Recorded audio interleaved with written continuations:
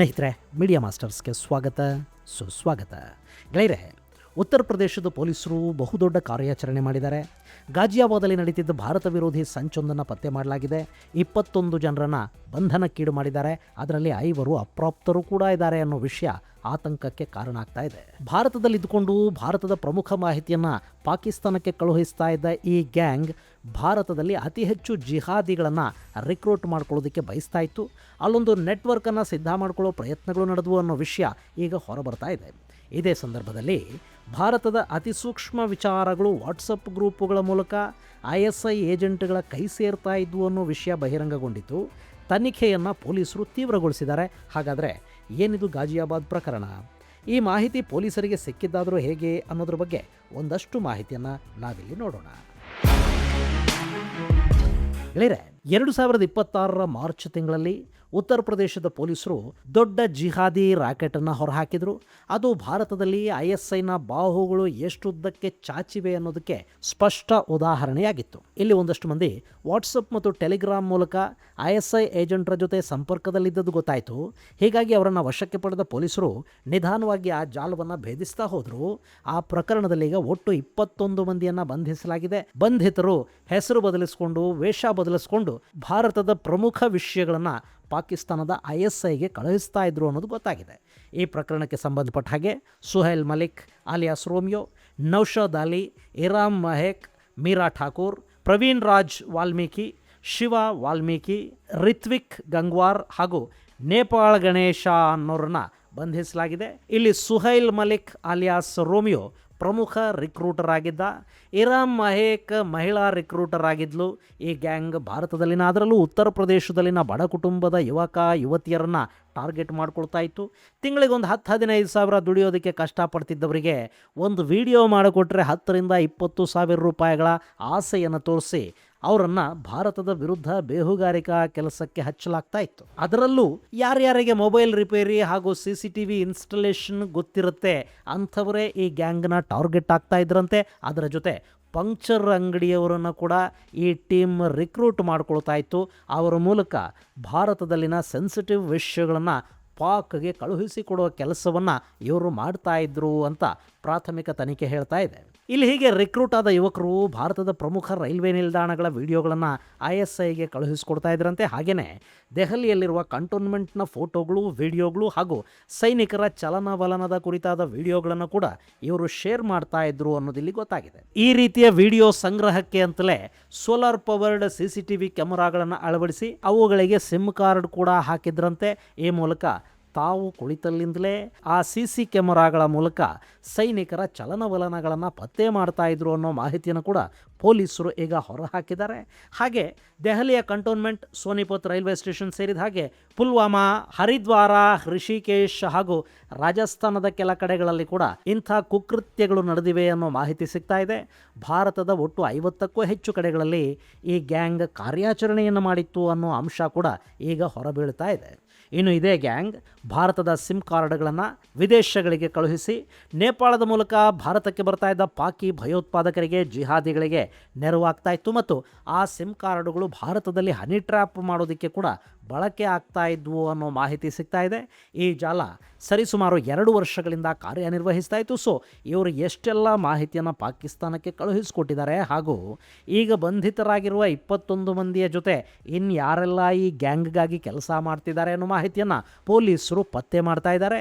ಇದು ದೇಶದ ಭದ್ರತೆಗೆ ಸಂಬಂಧಪಟ್ಟ ವಿಷಯ ಆಗಿರೋದ್ರಿಂದ ಮೊದಲಿಗೆ ಪೊಲೀಸರೇ ಹ್ಯಾಂಡಲ್ ಮಾಡ್ತಾ ಇದ್ದ ಪ್ರಕರಣವನ್ನು ಈಗ NIAಗೆ ವಹಿಸಿಕೊಡಲಾಗಿದೆ. ಗೆಳೆಯರೆ, ಇಂಥದ್ದೊಂದು ವಿಶೇಷ ಪ್ರಕರಣ ಬೆಳಕಿಗೆ ಬಂದಿದ್ದು ಮಾರ್ಚ್ 14, 2026 ಗಾಜಿಯಾಬಾದ್ನ ಕೌಶಂಬಿ ಪೊಲೀಸ್ ಸ್ಟೇಷನ್ಗೆ ಗುಪ್ತಚರ ಮಾಹಿತಿಯೊಂದು ಬರುತ್ತೆ. ಭೋವಾಪುರ್ ಪ್ರದೇಶದಲ್ಲಿ ಕೆಲ ಯುವಕರು ರೈಲ್ವೆ ಸ್ಟೇಷನ್ಗಳಲ್ಲಿ, ಸೈನಿಕರು ಸಂಚರಿಸುವ ಸ್ಥಳಗಳಲ್ಲಿ, ಸೇನೆಯ ಮೂವ್ಮೆಂಟ್ ಕಾಣೋ ಸ್ಥಳಗಳಲ್ಲಿ ವಿಡಿಯೋ ಹಾಗೂ ಫೋಟೋ ಚಿತ್ರೀಕರಿಸಿ ವಿದೇಶಗಳಿಗೆ ಅಂದರೆ ಪಾಕಿಸ್ತಾನಕ್ಕೆ ಕಳುಹಿಸಿಕೊಡ್ತಾ ಇದ್ದಾರೆ ಅನ್ನೋ ಮಾಹಿತಿ ಅದು. ಈ ವಿಷಯ ಗೊತ್ತಾದ ಕೂಡಲೇ ಪೊಲೀಸರು ಕಾರ್ಯಪ್ರವೃತ್ತರಾದರು. ಅಲ್ಲಿ ಮೊದಲ ಹಂತದಲ್ಲಿ 6 ಮಂದಿಯನ್ನು ಬಂಧಿಸಲಾಯಿತು. ಅವರನ್ನು ಇಂಟ್ರಾಗೇಟ್ ಮಾಡಿದ ಪೊಲೀಸರು ಬೆಚ್ಚಿಬಿದ್ರು. ಯಾಕೆಂದರೆ ಈ ತಂಡ ಮೊಬೈಲ್ಗಳನ್ನು ಹಿಡ್ಕೊಂಡು ಅಲ್ಲಿ ಚಲನವಲನಗಳನ್ನು ಶೂಟ್ ಮಾಡ್ತಾ ಇರಲಿಲ್ಲ. ಬದಲಿಗೆ ರಸ್ತೆಗಳಲ್ಲಿ, ರೈಲ್ವೆ ಸ್ಟೇಷನ್ಗಳಲ್ಲಿ ಅನಧಿಕೃತ CC ಕ್ಯಾಮರಾಗಳನ್ನೇ ಇವರು ಅಳವಡಿಸಿಬಿಟ್ಟಿದ್ರು. ಇದು ಗೊತ್ತಾದ ಮೇಲೆ ಜಾಲ ದೊಡ್ಡದಿದೆ ಅನ್ನೋದು ಪೊಲೀಸರಿಗೂ ಅರ್ಥ ಆಯಿತು. ಅದರ ತನಿಖೆಗೆ ವಿಶೇಷ ತನಿಖಾ ತಂಡ SITಯನ್ನು ರಚಿಸಲಾಯಿತು. ಪರಿಣಾಮ 22 ಮಂದಿಯನ್ನು ಈಗಾಗಲೇ ಬಂಧಿಸಲಾಗಿದೆ. ಅವರಲ್ಲಿ 6 ಮಂದಿ ಅಪ್ರಾಪ್ತರು ಕೂಡ ಇದ್ದಾರೆ. ಇನ್ನು ಈ ಗ್ಯಾಂಗ್ 2 ವರ್ಷಗಳ ಹಿಂದೆ ಸಾಮಾಜಿಕ ಮಾಧ್ಯಮಗಳ ಮೂಲಕ ಭಾರತದ ನಾನಾ ಭಾಗಗಳಲ್ಲಿನ ಯುವಕರನ್ನು ಸಂಪರ್ಕಿಸಿತ್ತು. ಅದರಲ್ಲೂ ಪಾಕಿಸ್ತಾನದಲ್ಲಿ ಕೂತಿರುವ ಸರ್ಫರಾಜ್ ಅಲಿಯಾಸ್ ಸರ್ದಾರ್ ಝೋರಾ, ಶಹಜಾದ್ ವಕಾರ್ ಅನ್ನೋ ಹ್ಯಾಂಡ್ಲರುಗಳು ಇಲ್ಲಿನ ಕೆಲವರ ಮೂಲಕ ಆಪರೇಟ್ ಮಾಡಿಸ್ತಾ ಇದ್ರು ಅನ್ನೋದೀಗ ಗೊತ್ತಾಗಿದೆ. ಕೆಲ ವಿಡಿಯೋಗಳನ್ನು ಇಲ್ಲಿನ ಯುವಕರು ಅಲ್ಲಿಗೆ ಕಳುಹಿಸ್ಕೊಡ್ತಾ ಇದ್ರು, ಮತ್ತೆ ಕೆಲವು ಸಿಮ್ ಕಾರ್ಡ್ಗೆ ಕನೆಕ್ಟ್ ಆಗಿದ್ವು. ಹೀಗಾಗಿ ಇಲ್ಲಿ ಏನಾಗ್ತಾ ಇದೆ ಅನ್ನೋದನ್ನು ಪಾಕಿಸ್ತಾನದಲ್ಲಿ ಕೂತ ISI ಹ್ಯಾಂಡ್ಲರುಗಳು ಲೈವ್ ಸ್ಟ್ರೀಮಿಂಗ್ ನೋಡೋದಕ್ಕೆ ಕೂಡ ಸಾಧ್ಯ ಆಗ್ತಾ ಇತ್ತು ಅನ್ನೋದು ತನಿಖೆಯಲ್ಲಿ ಬಹಿರಂಗಗೊಂಡಿದೆ. ಈ ಪ್ರಕರಣ ಹೊರಬಂದ ನಂತರ ದೇಶದಾದ್ಯಂತ ಪೊಲೀಸರು ನಾನಾ ಕಡೆಗಳಲ್ಲಿ CC ಕ್ಯಾಮರಾಗಳು ಎಷ್ಟು ಅಧಿಕೃತ, ಎಷ್ಟು ಅನಧಿಕೃತ ಅನ್ನೋದನ್ನು ಪರಿಶೀಲಿಸುವ ಕೆಲಸವನ್ನು ಮಾಡ್ತಾ ಇದ್ದಾರೆ. ಅದರಲ್ಲೂ ಸಾರ್ವಜನಿಕ ಸ್ಥಳಗಳಲ್ಲಿ ಪೊಲೀಸ್ ಇಲಾಖೆ ಹಾಗೂ ಜಿಲ್ಲಾಡಳಿತಗಳು ಹಾಕಿರುವ CC ಕ್ಯಾಮರಾಗಳನ್ನು ಲೆಕ್ಕ ಮಾಡೋ ಕೆಲಸ ಕೂಡ ನಡೆದಿದೆ.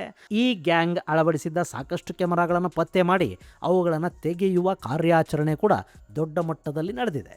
ಈಗ ಪ್ರಕರಣದ ತನಿಖೆಯನ್ನು SITಯಿಂದ NIAಗೆ ವರ್ಗಾವಣೆ ಮಾಡಲಾಗಿದೆ. ಹಾಗೆ ಬಂಧಿತರ ಮೇಲೆ ಭಾರತೀಯ ನ್ಯಾಯ ಸಂಹಿತೆ, ಅಧಿಕೃತ ರಹಸ್ಯ ಕಾಯ್ದೆ ಮತ್ತು UAPA ಕಾಯ್ದೆಗಳ ಅಡಿಯಲ್ಲಿ ಪ್ರಕರಣವನ್ನು ದಾಖಲು ಮಾಡಿದ್ದಾರೆ. ಅಷ್ಟೇ ಅಲ್ಲದೆ ಬಂಧಿತ ಅಪ್ರಾಪ್ತರ ವಿರುದ್ಧ ಕೂಡ ಪ್ರಕರಣಗಳನ್ನು ದಾಖಲಿಸಲಾಗಿದೆ. ಈ ಜಾಲ ಎಲ್ಲಿಯವರೆಗೆ ಹೋಗಿದೆ ಅನ್ನೋದನ್ನು NIA ಈಗ ಪತ್ತೆ ಮಾಡ್ತಾ ಇದೆ. ಇನ್ನು ಈ ಪ್ರಕರಣ ಭಾರತದಲ್ಲಿನ ಭದ್ರತಾ ವ್ಯವಸ್ಥೆಗಳಲ್ಲಿನ ಲೋಪಗಳನ್ನು ಕೂಡ ತೋರಿಸ್ತಾ ಇದ್ದು, ಟೆಕ್ನಾಲಜಿ ಮತ್ತು ಅದನ್ನು ಬಳಸುವ ಯುವಕರನ್ನು ಉಪಯೋಗಿಸ್ಕೊಂಡು ಹೇಗೆ ISI ಮಾಹಿತಿಯನ್ನು ಪಡೀತಿದೆ ಅನ್ನೋದು ಇದರಿಂದ ಗೊತ್ತಾಗ್ತಾ ಇದೆ. ಇಲ್ಲಿ ಪಾಕ್ಗೆ ಸಹಾಯ ಮಾಡುವ ಒಂದಷ್ಟು ಮನಸ್ಸುಗಳು ಹಾಗೂ ಈಸಿಯಾಗಿ ತಂತ್ರಜ್ಞಾನವನ್ನು ದುರುಪಯೋಗಪಡಿಸುವ ಕುತಂತ್ರಗಳು ಭಾರತಕ್ಕೆ ದೊಡ್ಡ ಸವಾಲೆಸೆಯುವ ಸಾಧ್ಯತೆಗಳು ಕಾಣ್ತಾ ಇವೆ. ಭಾರತದ ವಿರುದ್ಧ ಪಾಕಿಸ್ತಾನ ಕುತಂತ್ರಗಳನ್ನು ಮಾಡ್ತಾ ಇರೋದು ಇದು ಹೊಸತೇನಲ್ಲ.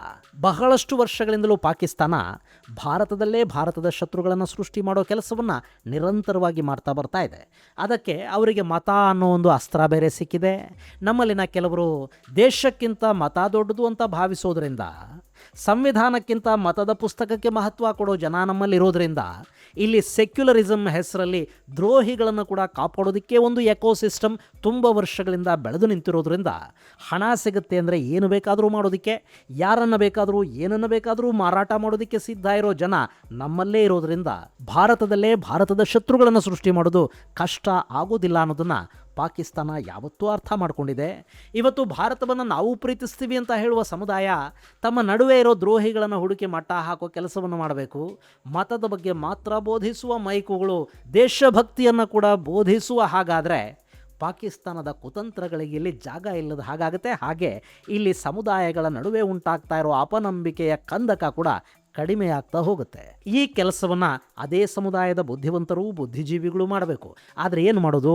ಅವರು ಕೂಡ ಅವರ ಸಮಾಜಕ್ಕೆ ಹೇಳೋ ಧೈರ್ಯ ಮಾಡೋದಿಲ್ಲ, ಬೇರೆಯವರಿಗೆ ಪಾಠ ಮಾಡೋದಕ್ಕೆ ಬರ್ತಾರೆ. ಇದು ಈ ದೇಶದ ನಿಜವಾದ ಸಮಸ್ಯೆ. ಗೆಳೆಯರೆ, ಉತ್ತರ ಪ್ರದೇಶದ ಈ ಪ್ರಕರಣ ಭಾರತದ ಒಳಗೆ ಪಾಕ್ ಸೃಷ್ಟಿ ಮಾಡ್ತಾ ಇರೋ ಸ್ಲೀಪರ್ ಸೆಲ್ ಜಾಲವನ್ನು ಹಾಗೂ ಅದರಿಂದ ಮುಂದಾಗಬಹುದಾದ ಅನಾಹುತಗಳನ್ನು ತೋರಿಸ್ತಾ ಇದೆ. ಇದಕ್ಕೆ ಮದ್ದರಿಯೋ ಕೆಲಸವನ್ನು ಈಗಲೇ ಮಾಡದೇ ಇದ್ದರೆ ಮುಂದೆ ದೊಡ್ಡ ಅಪಾಯ ಕೂಡ ಇರುತ್ತೆ. ಇದು ಗೆಳೆಯರೆ ಗಾಜಿಯಾಬಾದಲ್ಲಿ ನಡೆದಿದ್ದ ISI ಪ್ರೇರಿತ ಕೃತ್ಯದ ಬಗ್ಗೆ ಹಾಗೂ ಅದರ ತನಿಖೆಯಲ್ಲಿನ ಪ್ರಗತಿಯ ಕುರಿತಾದ ಒಂದಷ್ಟು ಮಾಹಿತಿ. ಮುಂದಿನ ಸಂಚಿಕೆಯಲ್ಲಿ ಮತ್ತಷ್ಟು ವಿಶೇಷಗಳ ಜೊತೆ ಮತ್ತೆ ಭೇಟಿಯಾಗೋಣ. ಅಲ್ಲಿವರೆಗೆ ಜೈ ಹಿಂದ್, ಜೈ ಕರ್ನಾಟಕ.